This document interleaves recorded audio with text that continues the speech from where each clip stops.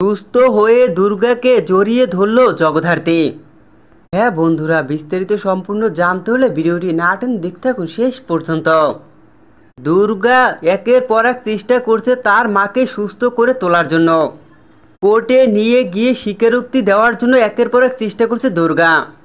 এদিকে জগদ্ধাত্রী যাতে সুস্থ না হয়ে ওঠে, কিছুতেই কোর্টে যাতে স্বীকারোক্তি দিতে না পারে, তাই একের পর এক চেষ্টা করে যাচ্ছে চন্দ্রনাথ মুখার্জি, মেহেন্দি ও দিব্যা সেন। তার সাথে রয়েছে বৈদেহী। তারা কিছুতেই চায় না জগদ্ধাত্রী সুস্থ হয়ে কোর্টে স্বীকারোক্তি দেখ।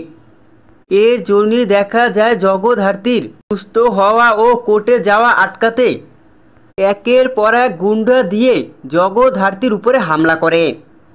কিন্তু দুর্গা প্রতিবার তার মাকে বাঁচিয়ে নেয়। এমনকি দুর্গা তার মা জগদ্ধাত্রীকে সুস্থ করে কোর্টে নিয়ে আসে। সেখানেই দিব্যা সেনের বিরুদ্ধে কোর্টে জবানবন্দি দেয় দুর্গা।